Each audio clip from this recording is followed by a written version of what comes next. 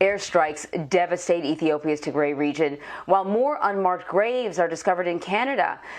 Ian Lee is in London following these stories for us and other major international headlines today. Good morning, Ian. Good morning, Amory. Yeah, Ethiopia's military says yesterday's airstrikes were targeting terrorists, but reports coming out of the Tigray region say civilians were among the dozens of people killed and injured.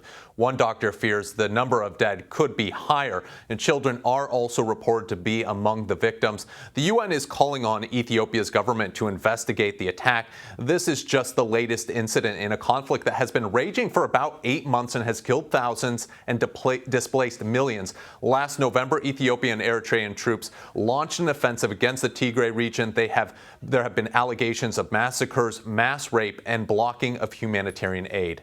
We now move on to Canada, to a story we've been keeping an eye on. The Cowessess First Nation says it's discovered hundreds of unmarked graves at a site of a former Indian residential school in Saskatchewan. Tribal authorities say it's the most found to date in Canada.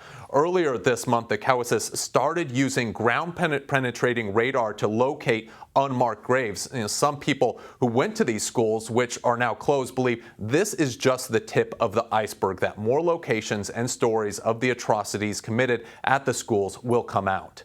Next, we're in Athens, where a priest has been arrested for throwing acid on 7 Greek Orthodox bishops.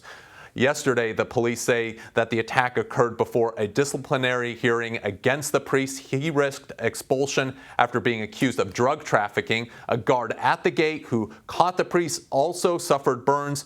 He went to the hospital along with the bishops with non-life-threatening injuries.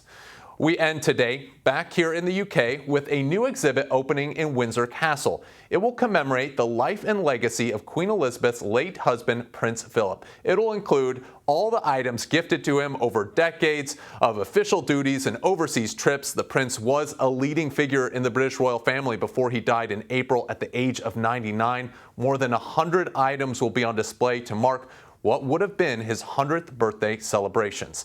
At Amory, some of the items include the ceremonial robes that he wore to the coronation of Queen Elizabeth in 1953 and his chair of estate, which stood beside the Queen's throne at Buckingham Palace. But my 2 favorites are the human-sized grasshopper wine cooler presented by the French president in 1972, and of course, a pair of cowboy boots gifted to him during a visit to Houston, Texas in 1991.